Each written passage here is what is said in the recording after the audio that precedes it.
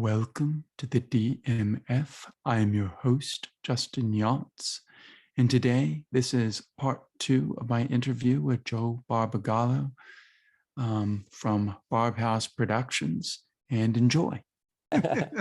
So moving on now. So you created Barbhouse Productions. Talk a little bit about that. Yeah, so I created Barbhouse. It's I was telling you earlier, like when I first started acting, I quit the first day, right? I literally quit. Yeah. And I have thought about quitting being in the film business many times. And As we all have. Yeah, exactly. If you haven't, then you haven't felt pain. Exactly. And there's a few times in my life where I just wanted to make a film and I'm starting to learn something with Barbhouse is if to be successful, like you do have to think about yourself too, like the profits and making sure that you're comfortable. And I mean, I went into a lot of films just being like, I'll do whatever I can to make sure that I'll make this film. And meaning I dropped my personal life, my professional life, it was outside there, and also my financial life, just to be like, all right, we're 30,000 in the hole, let's just pop it in there, and I'll figure it out when we get out of here. But you realize now that like you need that team around. It's a team effort. It can't just be you propping it up, exactly, holding. And that's what I've done. I felt like I've held a lot of productions together solely, and I'm not taking away from anybody. Like, it's always been amazing people on it, but when it comes to getting the hard work done, they just like it all they're like I'm not gonna they're not gonna show up at the pitch meeting, and you're just like, what? Like okay, now I gotta go into so you got to be. I think what you're trying to say is you really need to find with Barbhouse. It's about finding those people that work with you, and you can depend on, and you can do your job, and they can do their job. Absolutely. As opposed to, I'm going to do this. I'm going to save it. Yeah. And I'm the only one pulling it above water. Yeah. I mean, I'm doing it for the actors. I'm doing it for all this, but like the other people are just like, we'll do it later. Yeah. Or it's just a job, or whatever. Yeah. Oh, that's even worse. Yeah. They just treat it like, okay, fine. I understand. Some people they don't care about the project and they're getting hired on it. And I totally understand that. Like, it's making a living, right? So, but it's hard to be creative with that. Yeah. Because it's just like, it's, if you're going to come in here with the 9-to-5 mentality, we may have to stay a little bit after 5. So, yeah, exactly. Some nights we're going to be here till probably 11 o'clock. We don't know. Every day is different because it's, as you said, it's an organism. It's living, breathing, you gotta get in there. You're bringing it out. Yeah. So with Barbhouse, I left the city, I would say 5-6 years ago for 3 months. And I actually moved back home. I haven't been back home in like 20 years before that.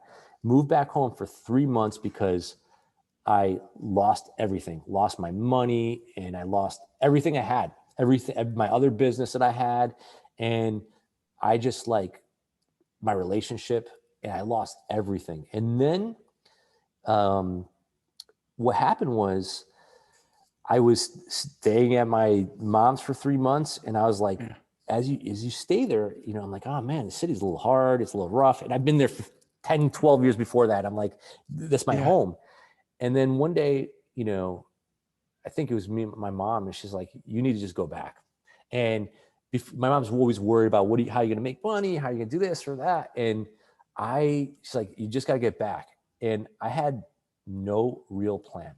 I had no income, nothing. And I had enough money. I borrowed enough money for 3 months.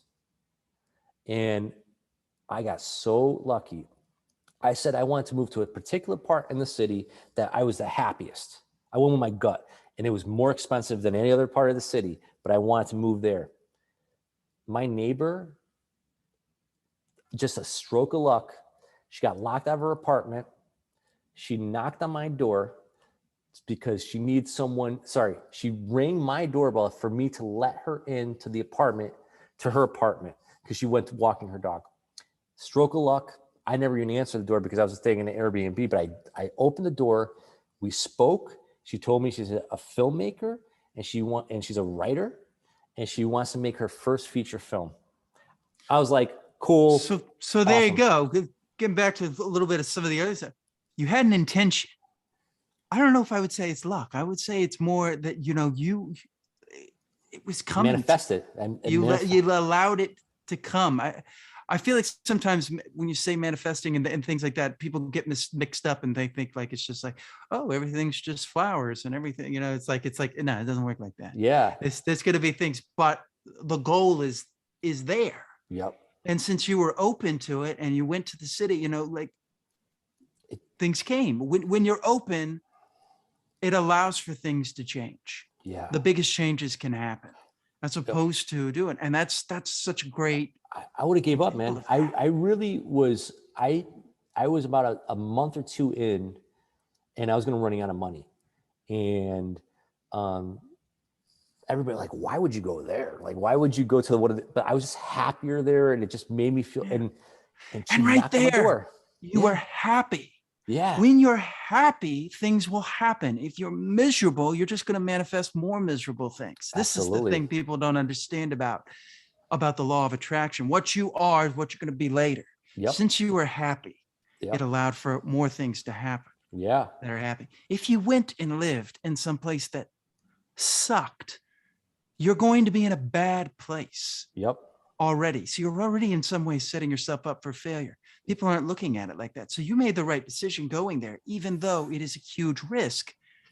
But at least you're like, I'd rather die happy than just, work the assembly line. Yep. Which is what we're doing, or doing the thing that most people take the safe choice. Sure. Well, there is no safe choice. There's none. What you did. And so I love that story. It just once again shows that like being happy is going to lead you to more happiness. Absolutely. If you're miserable, you're just going to lead yourself to more miserable stuff. And I always ask people this, to say, you could choose between being miserable and happy. Which would you choose? Most people are going to say happy. I don't know. There may be somebody out there that might go, well, I still want to be miserable. It's like, okay, I can't help you there. Yeah. Then you're on the right path to misery. Yep. You are attracting a miserable life. That'd be an interesting book. It's like how to manifest the life you don't want. Follow these steps.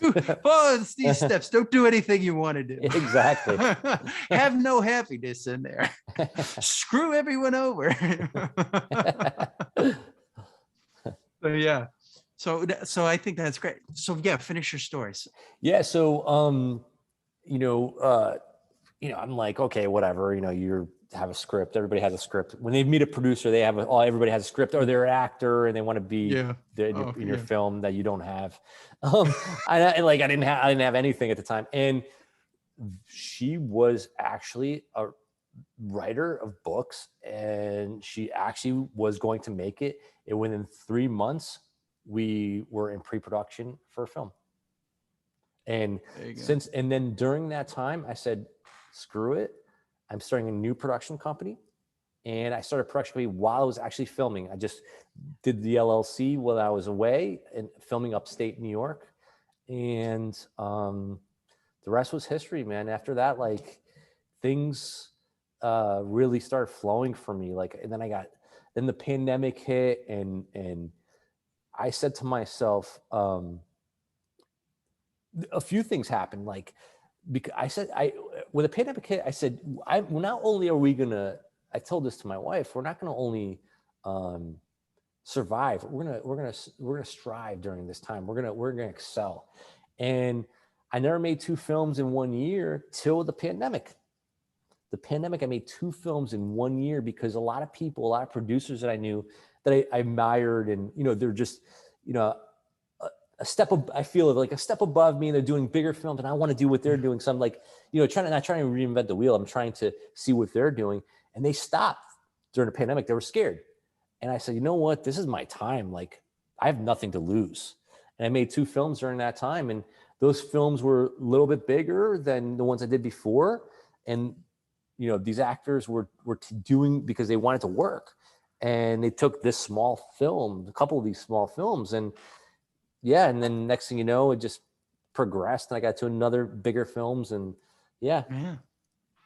Now you have a great team under you. You have Lee Forsyth. Yeah. He's your COO. How did that? Talk about that. Yeah. So Lee, I met Lee at a bar, and yeah, we weren't trying to pick each other up or anything like that. Lee and I, so my wife had this is pre-pandemic. Pre-pandemic. My wife had a boss, and she left her company after so many years and started this get into a startup. And I think that when I said that not only we're going to survive this, we're going to strive and grow during this time. She lost her job. She's had security for like 10, 12 years. And then she went to startup and lost it because they lost funding. And she had even a bigger job afterwards during this time, within 2 months after. But this her boss, which we really love, I love him. His name is Bob, knew Lee. And he was in town, and Bob was in town. He used to be in Boston, come to New York once a month. And we met out for drinks, and Lee came. And it was just a random thing. And by accident, Lee sat next to me and my wife.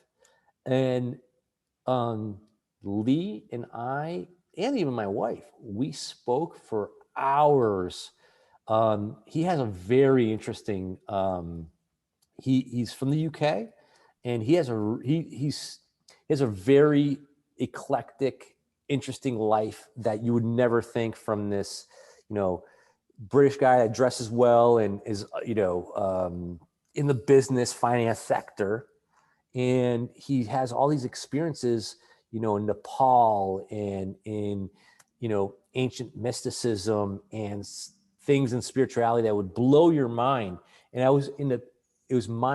was my time of being like really piqued by that stuff. However, also scared because of my Catholic upbringing. You know, I don't want to get possessed. But he explained, and I was like, man, I love this guy. I got to meet this. We got to talk more. And it kept going. We became like almost instantaneously like best friends. And then about 6-7 months ago, he says he wants to leave his job. And he's like, I'm like, hey man, do you think you want to join this company? We could really use someone like you. And he did. Yeah. He did. And it's been great ever since. And it is so nice having a partner that business mind. Yeah. That's what I saw when I looked at your thing. I was like, okay, that's great. He has somebody like that on there. That makes a difference. You can't just have a bunch of aspiring, you know, creatives thinking creatives. You have to have that business mind there too. Absolutely. I mean, we're also right now we're in the process of hiring another person to part of the development, and another person, and another intern. And we said, you know, hey, we love the creative field and everything, but that's all we get. Right. We need some more analytical people in this company. Yeah. You're also creative. Bookkeeping. All that. You're still creative and you could do what you want, but you have some special skills that could really help people like me, you know, that comes from a creative that has to beat myself into making budgets and counting and all that kind of stuff. Yeah, exactly. If you don't enjoy it, one of the things I got to do with this is like, I hate the editing process of this. And it's like, I'm realizing I got to and I came across this random email and it said, you shouldn't be editing your podcast. And it's like, right there's the sign. I gotta go. I gotta find somebody to outsource. You should. It's like, absolutely. You'll be more productive.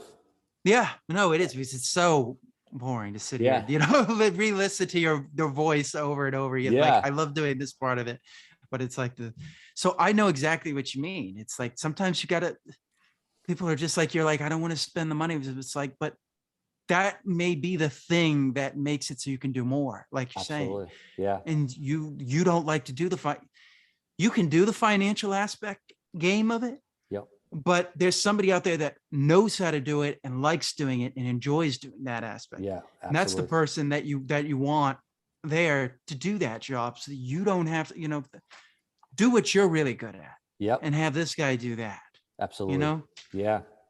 Because yeah, as creators, you'll be like, no, I gotta do all of it. And it's like, no, you gotta delegate things and let things just, as we said, breathe. Yeah, exactly. And I think that's such a great choice. And I'm sure he's gonna bring in, he'll probably already bring has. He'll bring in some of his people, you know? So it's, so that's smart. I mean, you look at Steve Jobs, you know, they brought in, what's his name there?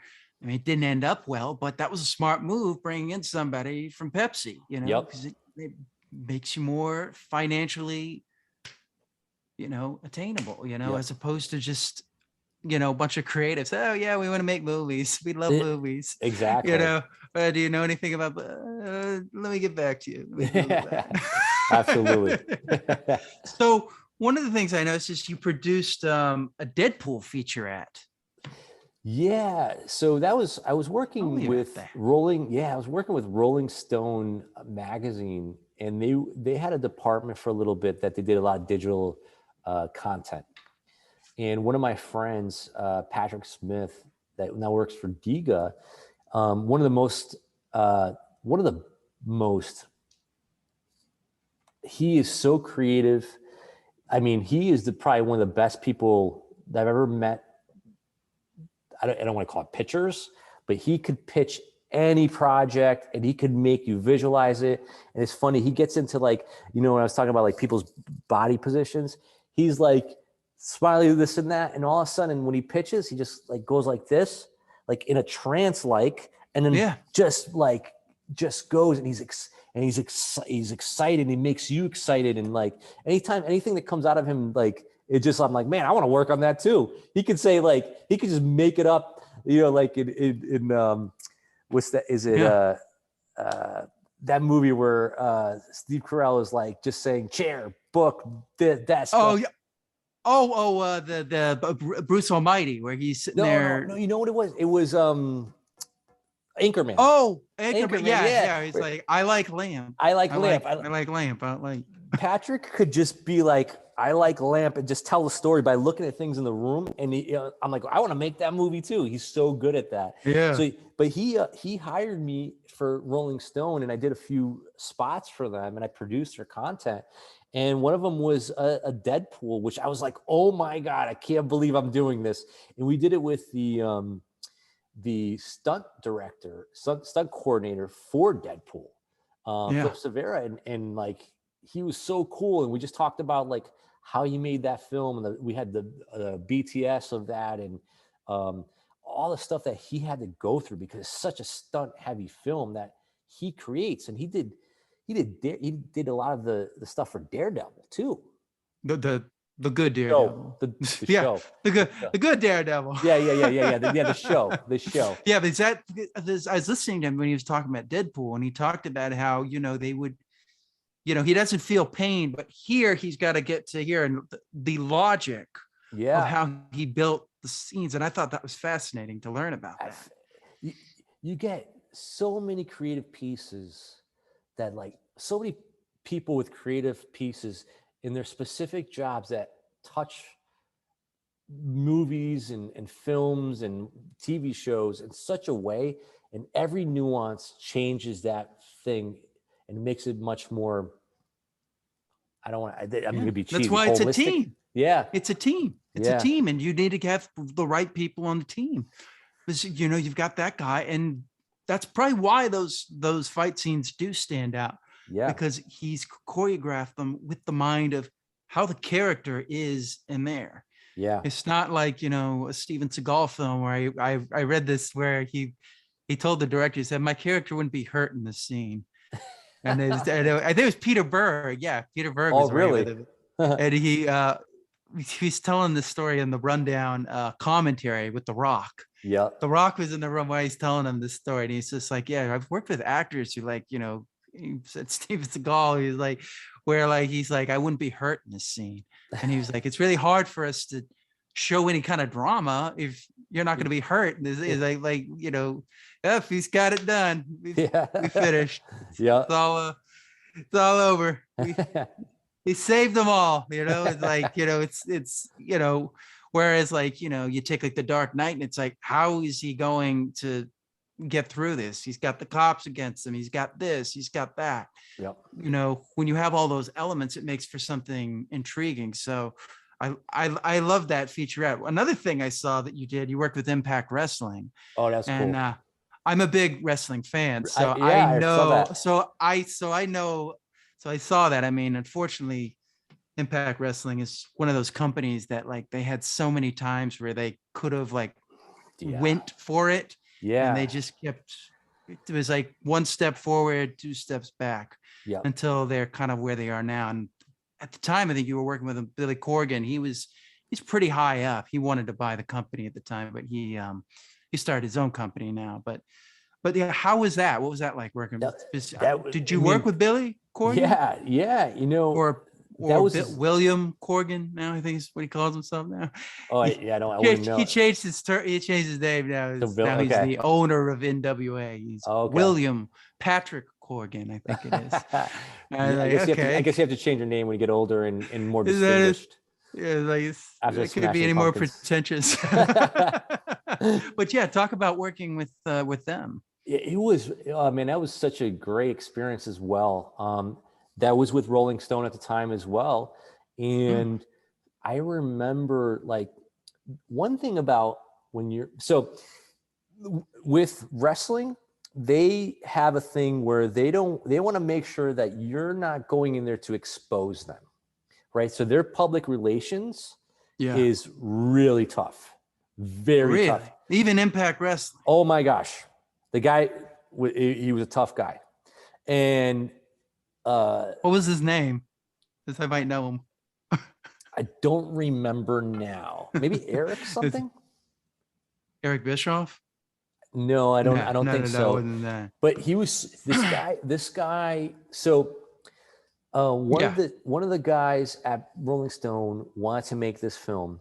I'm sorry, this little feature of Impact Wrestling. And they called me in to help them produce it, or for me to produce it. And I remember the guy was giving us, he's like, you can only bring 3 or 4 crew members. And I was like, we need like 8 to film this. And during that time, so for Impact Wrestling, it was another Rolling Stone job that Patrick hired me on. And one of the directors wanted to do a piece on Impact Wrestling. And at that time, I wasn't really interested in wrestling anymore because I used to be into the WWF when I was a kid. And after a while, when I found out it was fake, it really bothered me. Because I thought it was real for so long. I found out it was like fake like a month into watching wrestling. So it was like already, it's like ruined for me at a baseball game. So I was going that. I was just like, okay, do I continue watching this? But that's funny. Yeah. So I went and they hired me for the spot, and he said to me, like, don't, if like you're Rolling Stone now, it's different from me being Barbhouse. You're Rolling Stone. I have this big company behind me. So do you want to be interviewed? Do you want Billy being interviewed or Impact Wrestling being interviewed? Well, we won't come if you can make it difficult for us. And I never had that empowerment before. I'm like screw you, like we won't. But you kind of have to, because I mean it's like you're Impact. You're not WWE, where like it's where they couldn't make those demands, although you would already have those demands made like before. Sure. They would have somebody supervising. They have their whole team there, so it's like, So this guy made it really difficult for me, and like he kept saying, no, you can only have this. You can only have this many crew members. I don't want this. And where are you guys going to go? And you need clearance. And like and he kept doing it to the end. And like literally making it harder. It's like, dude, this would have been so much easier. And within 2 days, we thought that maybe we were not going to do this. And then I said, sure. Yes, no, but we need this. And then one day, and then we just showed up, and I showed up with the 2 extra crew people because I'm like, we need this. And he was like pissed off. He was like, what are you guys doing? I'm like, listen, man, we're not trying to expose this. He's a wrestling fan. And like, we're just trying to get, like, we want to talk about Billy Corgan in this. We want to talk about, the Impact Wrestling. And we want to like, just trying to make your company look good. Yeah. And his Rolling Stone. And he starts loosening up a little bit, and he was just worried about where we were going. And then after, like, I would say a couple hours, we put in the GoPros up. I had a team split up. We started doing interviews with Billy Corgan and everything else like that. The person that ran that, she was amazing. She was awesome. I forgot her name now at the time, because again, I wasn't into it, but Dixie Carter. Yeah. Is that her name? Yeah. She was phenomenal. I'm surprised she would let like an Eric or this guy, Well, he was trying to be protective of not showing that there's something, like, we're not trying to uncover that it's fake. And within a couple hours, this guy was like, you could go anywhere you want. So we were going on in near the ring while they're doing their stuff. We got to interview like anybody we picked out. We got to, can we interview that? And he's like, yeah. He got so cool us that like, he was like, do whatever you want. He loosened up. And I mean, the director came up to me and was like, man, thank you so much. Cause this is like my dream to do this thing. Yeah. And like, we thought it was going to be done. Then they put us in like the skybox and like got us all these food. And the guy came and had a couple of drinks with us. And it was just amazing. And it just shows that like, if you just like work with people and just like, hey man, we're not trying to do anything wrong here. Like, see how, like I had to just go there and show them who we were. And I'm telling you, that was one of the most, like, I'm not interested in wrestling. That was one of the best times I've had on set, man. The moves that they were doing. And I was like, oh my God, I don't remember ever being in a wrestling match like that. And the style changed a lot since whenever you were watching. Yeah. Where they would just plot it wrong, and it was like, it's boring.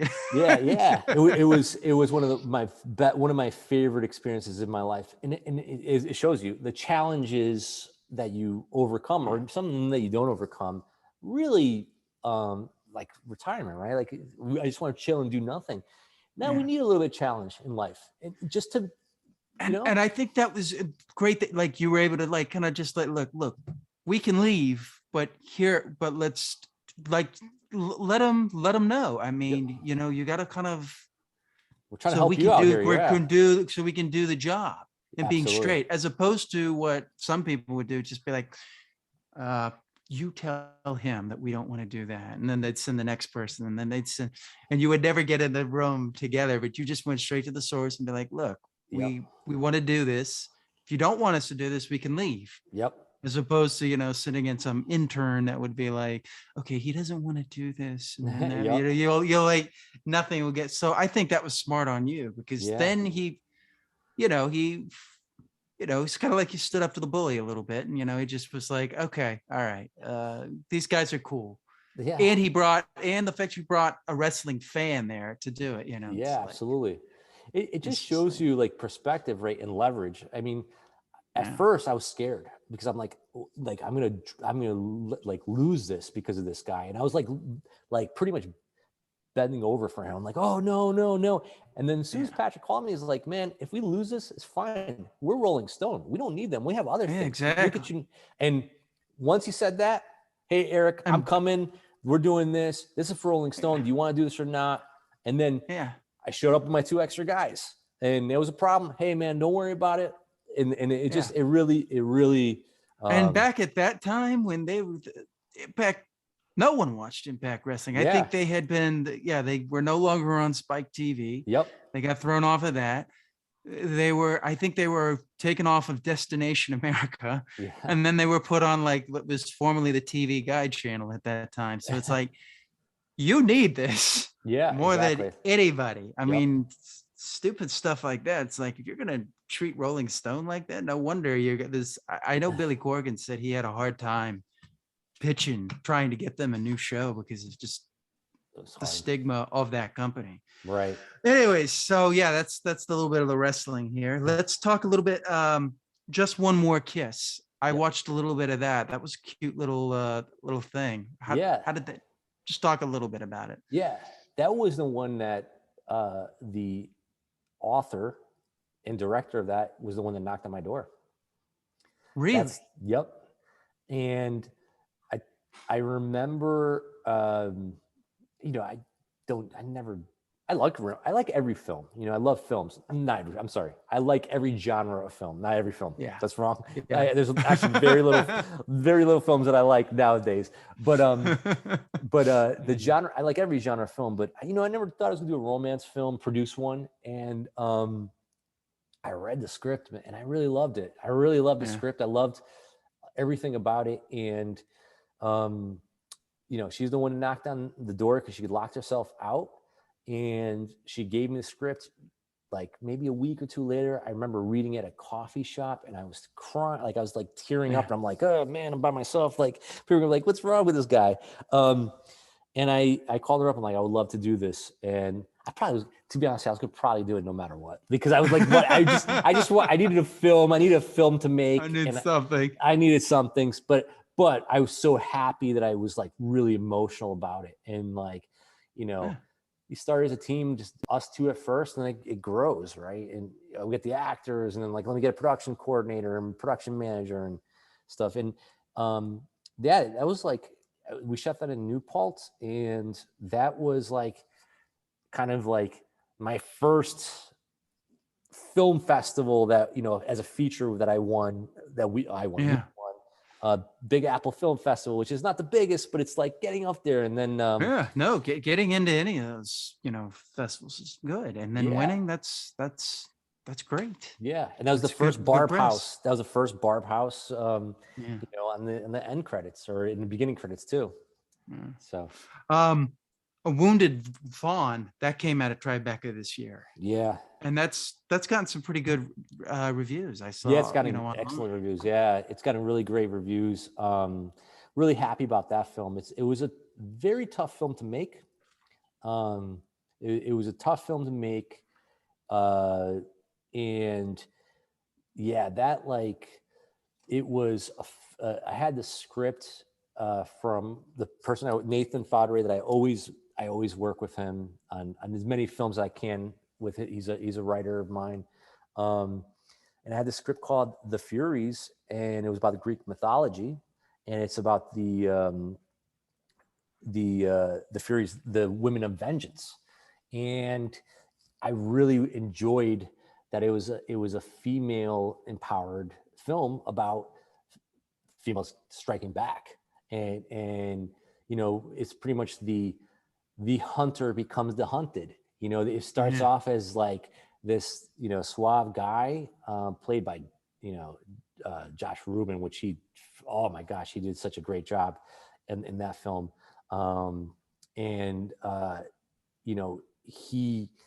He's a suave guy that's like a serial killer, and you're just like, oh man, this is what this type of film is going to be. And then all of a sudden tides turn, and the main actress played Meredith was Sarah Lynn, and she does a phenomenal job as you see her character really switch, so you switch roles halfway through the film, being a certain type of character and like more of a, female in distress, and with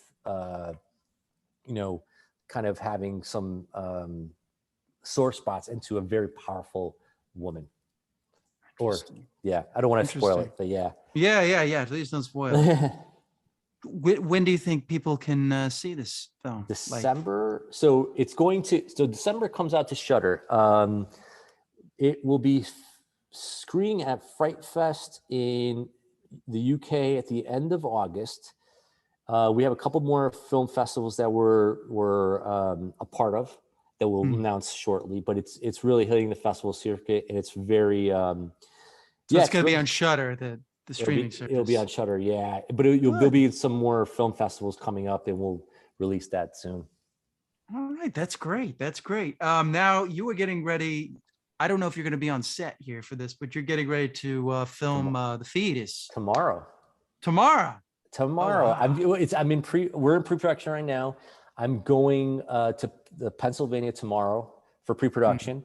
Yeah, we start filming next week. Next Monday we start.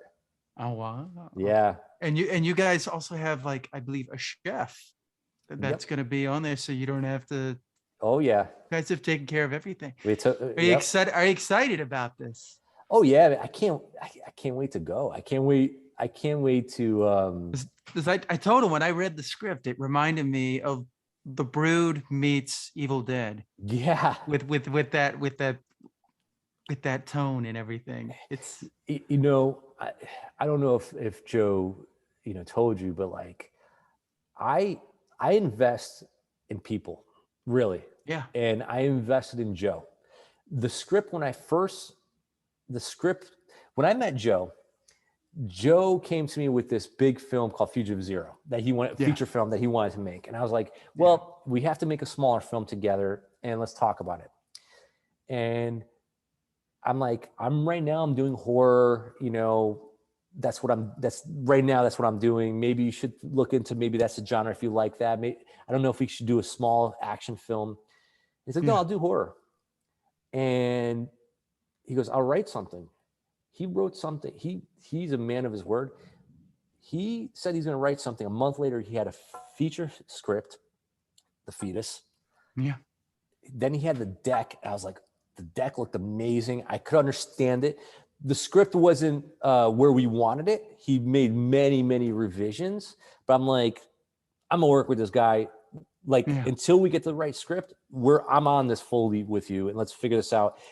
And this is for not only The Fetus, but going on. Yeah. And then it's maybe the 15th, 20th revision. And it is, I'm so happy how it came out. And what do you think was, don't spoil the plot, but what do you think was missing and that you were trying to find in the revisions? Was it just trying to get it more concise? That's one aspect. We were trying to get it more concise. The other aspect was the general story was there, and it was an awesome story, and everybody was sold by just the general story. That's really cool. And also the graphics and everything that we were showing, and people were just like, yes, I love this. I mean, people were like, yes, I want to be a part of it without even reading the script. But what first was, yes, we had to condense it. But also we had to really work on the characters, or Joe had to work on the characters to really, I think the dynamic between the characters, we had to really change that. And then on top of it, then we had to, at some point we had to change, it's a budgetary thing. We have to change things to make it look good creatively, but we have to be creatively thinking about the budget as well to probably condense it a little bit more. Keep it one location as much. Right. Yeah, as much as you can. Cut costs down. Yeah. Which is what. Okay. Cool. Yeah, but I'm excited. So how did you meet Joe? Joe Lamb. Yeah. During the pandemic, I mean, it's funny because I met a lot of people I'm working with now during the pandemic because I was doing film festivals online and like meetups. So I think it might have been the Cannes meetup, or it could have been South by Southwest, but he just introduced himself to me. Just like the guy I'm working with now, Brad, from Cryptid. Like they just reached out to me, and I was like, all right, let's talk. And next thing you know, we've developed a friendship, and I mean, they reached out to me, and the rest was history. Here I am. I'm making The Fetus, and that with Brad Rigo that he just did Cryptid, and it's distributed by Screen Media. We have another film that we're ready to pitch maybe end of this year. We're ready to film, or early next year. Yeah. Are you going to try and do Fugitive Zero as well? Fugitive Zero. Yep. But first, we're gonna have to get to the Fetus first. First, you got to do the Fetus. Yeah. This Fugitive Zero, it's going to be a lot more locations and action, bigger budget. It's a bigger budget, but what he shot with that is incredible. It feels like a larger film than it actually is. Yeah, absolutely. I was quite impressed when I was doing my research on Joe. I was like, oh wow, that's really good. Yeah. Yep. All right, so wrapping up here a little bit. One thing I found from doing my research, you were in personal training. I was. Talk a little bit about that. Sure. Yeah, you know, when I came to New York, I had like it was so I say I was here 15 years ago, but really it was really 20 because I would move to I'd move for like 6 months to a year to New York and then move back to Connecticut. So for 5 years, I kept doing that because I try to get my rhythm. And I got into acting. I got my SAG card and I got in like, I was like, all right, I want to be an actor. But I wasn't making any money. So same thing with the luck of the draw. I mean, I got hired.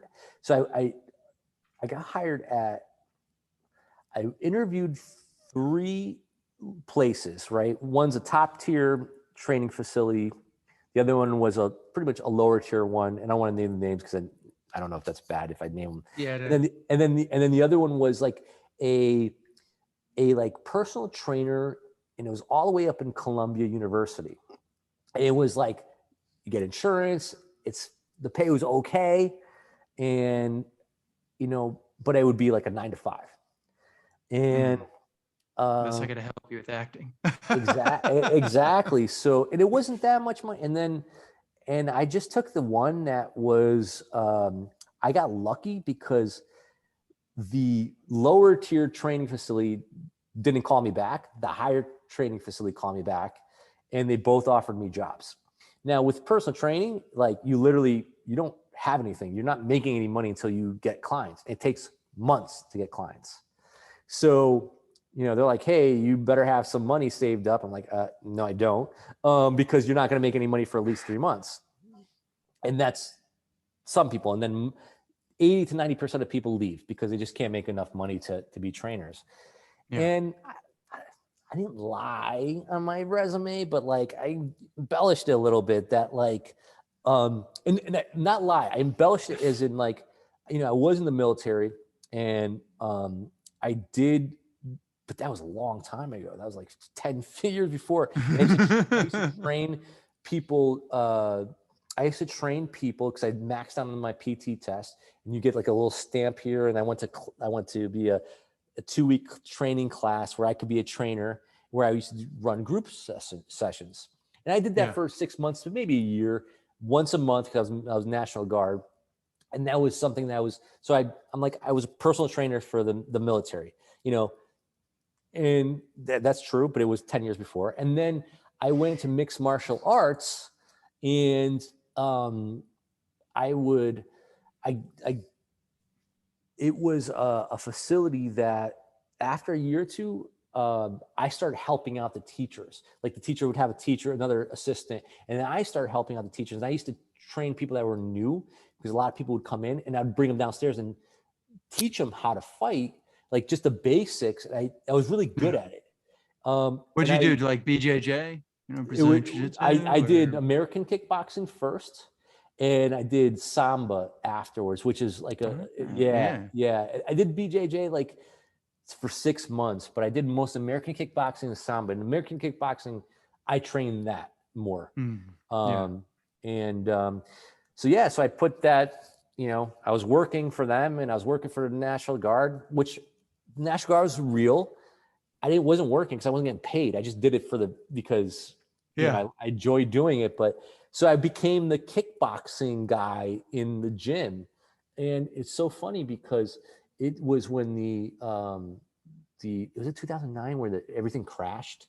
2009? 2008's the crash. 2008. It was during 2008. So like there's no one buying anything. And it was bad. It was a hard time for people. And who's going to buy a personal trainer when you don't have any money, or your money is decreasing because of things? But I stuck it out, and it took me 5 months to hit my stride. But the way I hit my stride was I became, in a way, you have to get pigeonholed into something. Yeah. You have to stand apart from someone else. I became the guy that taught people kickboxing. So I was a personal trainer, but my specialty was kickboxing, and people like to come to me because of kickboxing, because they would want to do, these corporate people would want to just punch the punch stuff. They need it. They need it. yeah, exactly. And that became my thing, where I was this tough kickboxing trainer. I'm not really that person, meaning I'm not tough with people. But it gave you the perception, it gave you the niche. You needed a niche. And my business there grew. I left and I started on my own, and I was making really good money. I wrote one article for Men's Fitness, and and I got into a couple magazines. I spoke about, and it really made me. And that's when I was acting more because of that. I started Go Source Zero, my production company. Yeah. Fitness allowed me that. And, always Was this the gym that was at Union Square? Is that gym still there? Yeah, the gym's still there. Hype Gym. Where is it? I mean, I used to go to the sports club that's right over there. It was within the last so I actually helped open that gym, because it was a friend of mine. So I used to train people at a gym on the east side, 27th and 2nd. And that's where I'd bring my clients there, and it was I paid for their hour, right? $30. And I became friends with the owner. And then he wanted to get another gym, and he made it in Union Square. And that was the time where I came back to New York, and he was doing that. And I was like, let me help you with the social media. Let me do this for you. And and the rest is history. I don't go there as often as I used to, because I don't train much. I don't train anybody anymore. And where is it is it there's the Whole Foods, there's that movie theater, it's Strasbourg, it's the GNC. I'm trying to see the layout of where so it's remember there's a Thai place there that closed out, or the coffee shop. Yeah. Oh, the coffee shop. The coffee. It's a block closed right up. Yes. Right over there. Okay. It's a block on the same side of the street. Okay, I know where it is. Yeah, it's like a second floor. You know what I mean? Okay. So you wouldn't know until it'll say Hype Gym on the top. There's that coffee shop that every aspiring actor is at. Yeah, exactly. And they had some pretty good stuff there. I mean, it was a little overpriced at times, but it was anything in Union Square is. Yeah. So that's cool. All right, wrapping up here. Let's get into some of these. What are you watching now? What films are you watching? I just finished Peaky Blinders. Peaky Blinders. And also a film. I just watched Top Gun 2 weeks ago. What'd you think of that? That was so good, wasn't it? It was so good. And I wanted to be like, I don't want to like it, but it's so good. It was good. that's the movie of this summer. Yep. Nothing has come close to that. Yep. Not Jurassic World. Yep. Not Thor, Love and nothing has come close to what they did with that. And I was just say what you will about Tom Cruise, but man, he knew how to protect this and make it. Now I'm kind of scared, because I'm we might make another one. It's no, leave it alone. Exactly. Leave it alone. You nailed the landing. Don't do any more. Don't ruin it anymore. Absolutely. Do you have a beginning of the day routine? Yeah, absolutely. I'm glad you asked that. I wake up, meditate. I meditate for 15 minutes. Yeah. I then go and do morning notes. And morning notes, if you ever read The Artist's Way. That's what I was that was my next question, is this The Artist's Way? It comes for me, that's where I took it from, but morning notes are, other people, I think she brought it in from other areas, or someone else told her about it. But, so I do morning notes and a gratitude right after that. Yeah. And you want to hear something? I had a really tough, this last film was really tough this year. And usually I have a notebook, and that notebook usually gets filled up in 3 months, 6 months, if I do my morning pages regularly. This one, I didn't do the morning notes for so my first page is July, My last page is this July. So it took me a year. So I wasn't doing my morning notes like I used to.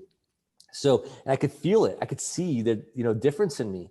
Morning notes, just pop it up all on there. And then the gratitude is the most important part. Like at the end, it's like, I'm grateful for this. I'm grateful for that. It brings so much more to my life.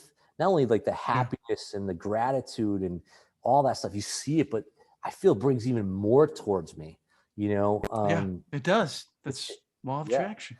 Just, and you can be thankful I have a computer, you have a computer, and we can sit here and talk absolutely in two different places in the world at the same time.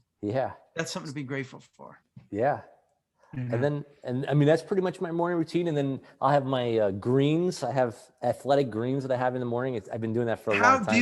Do you like that? I mean, I'm seeing that advertised all over the place. Is it good? It's good.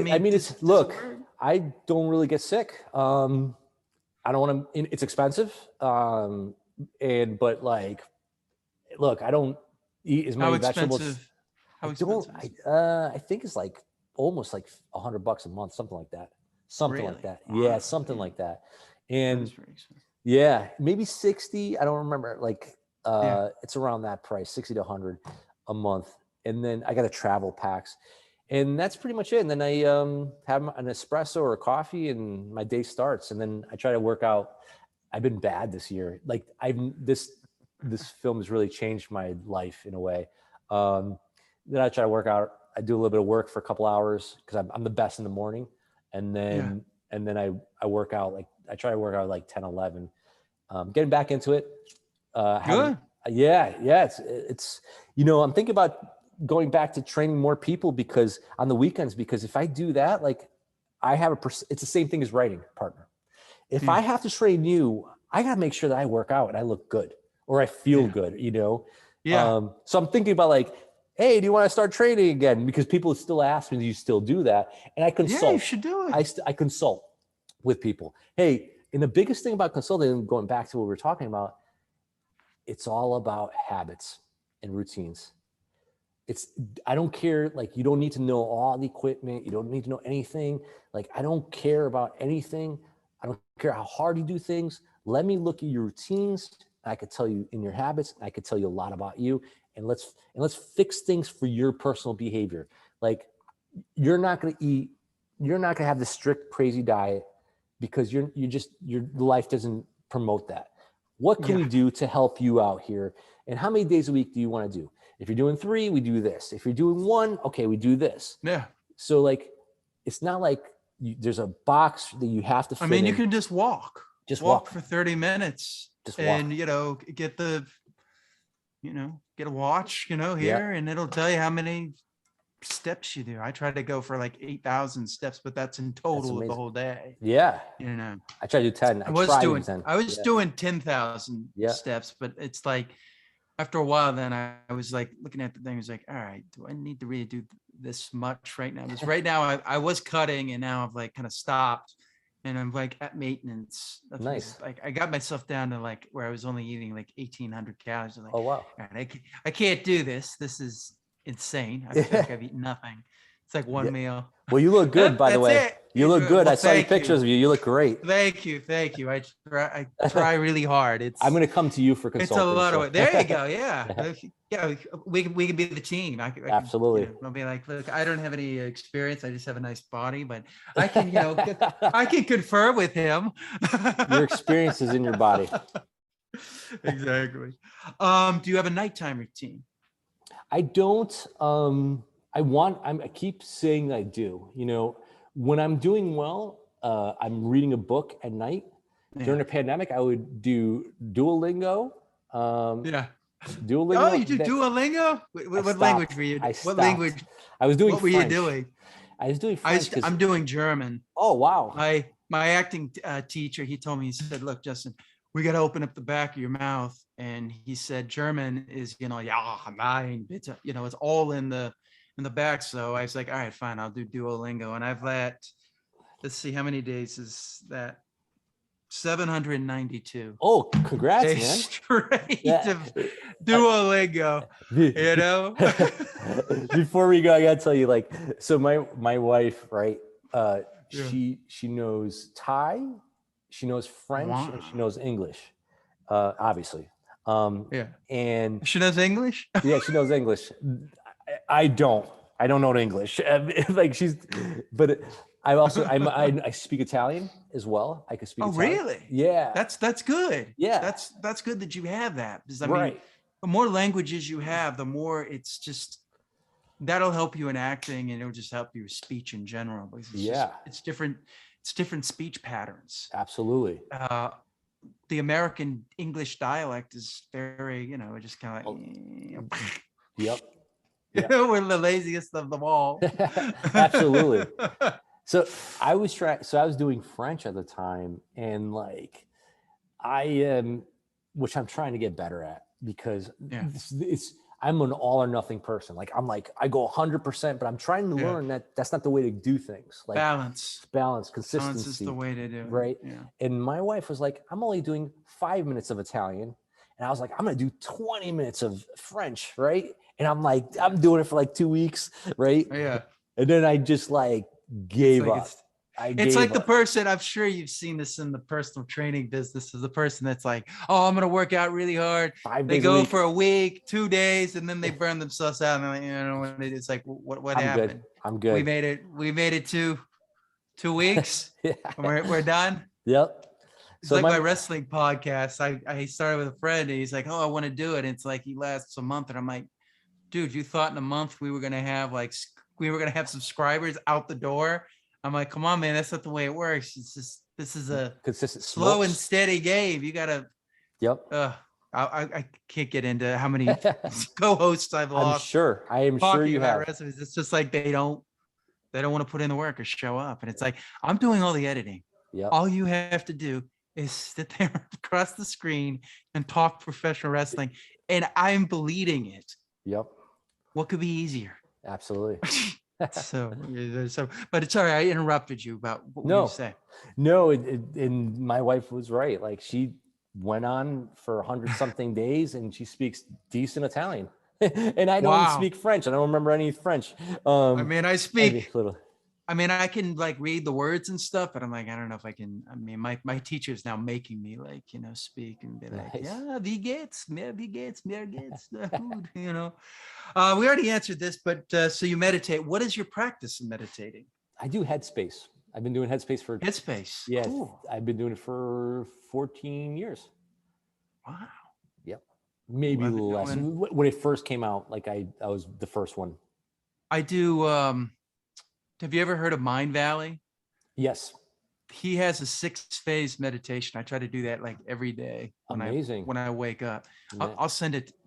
Please. I love his book. Well, now I'm gonna have to put the link in there. There's gonna be like, well, why don't you have this thing? Like how many times have I mentioned this song here? Just go to one of the other links. But I read his book. The Code of the Extraordinary Mind. It's good. Yeah. And he's got a new book coming out. I can't wait for that. The 6-phase meditation, which is basically the meditation you can get for free. Yeah. What are you reading right now? What am I reading? It's called The Next 5 Moves. I forgot the guy's name. It's a business book. And Patrick something, and it's about like business strategies and William Patrick Corgan. It might. No, I'm joking. No, that's Billy. That's just Billy Corgan. Yeah. I'm like, but it's something like that. It's like it's three names. So, But he, it's a really, it's a great book, and I'm into it. I'm into it. It's really interesting. I'm not reading it like I can't wait to read it, but I am reading it as like taking notes, kind of book. Like that's kind of like that's kind of like the book. I don't know if you've ever read the book Power versus Force, where it's written very analytical, right? So we're doing, but it talks about things going on in the world. You're like, yeah, you're right. That one of the things I came to the conclusion of is like a lot of our problems we've kind of made. Right. You know, no matter what it is, you know, we kind of make our own problems. But anyways, how can people reach you? You can reach me at, barbhouse.com. Just send a note out to hello@barbhouse. And well, someone will get back to you and they'll give me your email. And yeah, that's the way to do it. Or you could go on my Instagram, Joe Barbagallo, Joe_Barbagallo, at Instagram. And those are the few places that I'm, I try to be on as much as I can, but not too much too, just to try to respond. Exactly. You know, I do that 15-minute timer. Okay, I hit 15 minutes. I should be done for today. That's a good idea. I should do that with Instagram. Yeah, I should do that with YouTube too. YouTube is another one where I just oh, what's this video? I need to do that. Oh, I need to do that with a lot of aspects of my life, like maybe the refrigerator, or like not to eat too much, and like the gym and stuff. So yeah. All right, sir. Well, thank you so much for doing this. Thank you so much for having me. This was so fun. Thank you, Justin. I really appreciate it. This was great.